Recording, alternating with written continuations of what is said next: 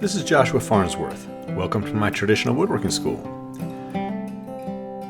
In this video, handplane expert Bill Anderson will walk you through the process of refurbishing various types of antique tongue and groove planes.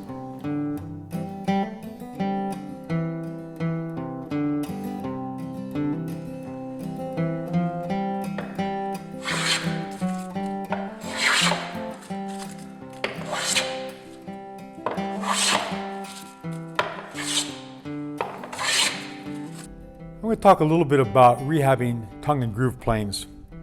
There are really no moving parts on these metal planes here. So the only thing really to think about is sharpening the irons. And you can see that the iron comes out very simply. Just unloosen this screw right here. Take the iron out. We've already sharpened up irons. And they're just square across. As I mentioned before, this is a modified iron from a Stanley 45. So we can put that back in, make sure it just is a little bit proud of the profile there, and we're in business there. And that's really about it. No moving parts on this plane except the user. This plane here does in fact have a moving part. It has a spring-loaded catch here to be able to catch the. And sometimes this spring is either rusted or broken or missing altogether. And so easy enough to find springs at any company that sells machinist type tools, and that can be replaced, and I've done that before. And this screw right here needs to be nice and snug so that the fence doesn't rattle and shift once it's in place. So you might need to snug that up. These irons are come out the same way. It's important that the irons register right against the machine part of the plane that they're designed for. So snug that up there. Make sure that it's pushed against there. That's the reference spot. And then we'll snug this back down. And that'll ensure that the iron is cutting in the correct location. As far as the other planes, again, not too much can go wrong. If there's any problems with the sole, you can always inset a piece, and this particular sole here has got one little piece missing. It doesn't really affect the functionality of this plane. I've used these planes for years now, but aesthetically you might want to replace something like that, and that would be fine. This particular set of planes has a wooden fence here, and I'm sorry, a metal fence. And if that's rusted, that would be an issue. And again, here, the grooving part of the pair has a skate that provides support for the groove iron. So if the skate is out of alignment this way, or not in the same height that way, skate can be removed, can be shimmed or filed or straightened up in any way to get that to work just fine. So really, that's about it as far as rehabbing these planes. Again, the most important thing is to hone the iron square across, and also to verify that this iron matches that groove there. Make sure you have a matched pair of irons there. And then you're ready to go with these planes. On a broader subject, I want to talk about replacing wedges that have been either broken, misplaced, or an inappropriate wedge is in the plane iron. And this little discussion here is going to apply to any of the planes we've been working with, the rabbet planes and dado planes and whatever, wooden planes that have wedges. And let me just get some of these planes out of the way here so we can see what's going on here. This plane has an iron in it and a wedge. I'm going to take the wedge out, put that right there.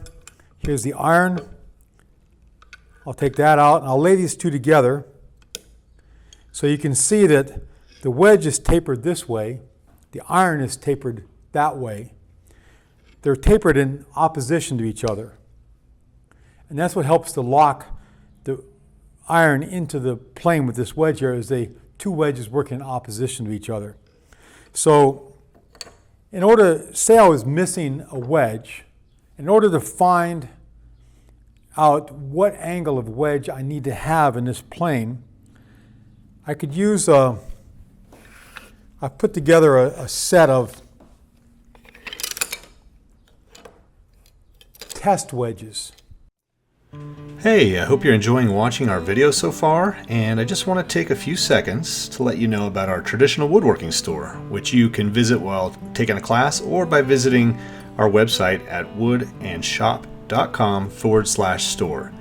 You'll find our amazing products to help you grow in traditional hand tool woodworking, including in-person and video woodworking classes, woodworking hand tools and workbenches, woodworking plans, traditional wood finishes, shirts and hats, and cool hand tool woodworking gifts for you or your loved ones. Okay, back to the show. That I've made that span the full range of mortises that I might possibly encounter. Most planes have a 10-degree angle in the mortise here. Let me just go ahead and insert this 10-degree wedge into the plane right here and see that it does in fact fit snugly here, here, here, and here. So this mortise is a 10-degree mortise. And remember that the iron is tapered in the opposite direction. So when you actually make the wedge for a plane that's going to have an iron, the actual wedge is going to have a larger taper. So I'll put the iron in here. Say you have an iron that you want to test, and the 10 degree is not going to fit now. There's a gap. The iron adds about 1 degree in general, and you can see now the 11-degree wedge, it's tight here, tight there, tight here, tight there. So this iron has added on 1 degree to the taper of the wedge that I need to have in here. Now, these wedges may not be exact. Maybe the maker made it 10.5 degrees or whatever. But I have a real good idea now of what the taper is of the wedge that I need to make.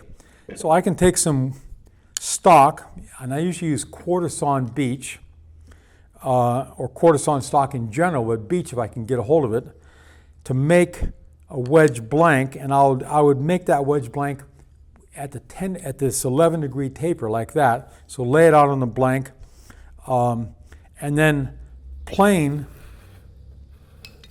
the wedge stock in this little jig right here between dogs.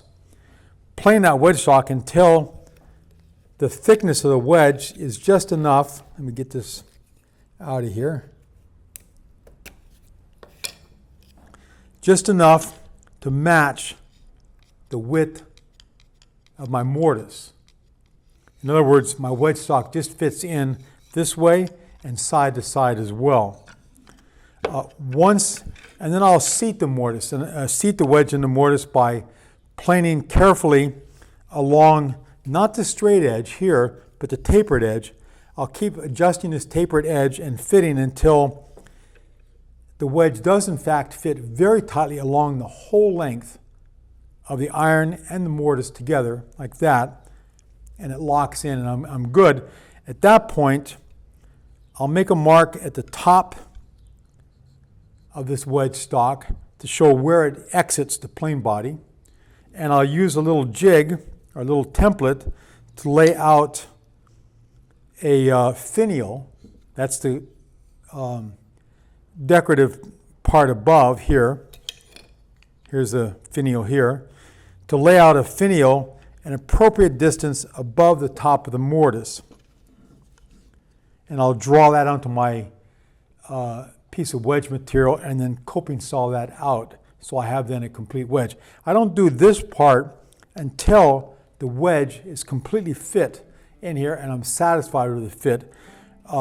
If I were to do any more fitting, the wedge might slide farther in and my finial would slide down too far and it wouldn't look appropriate.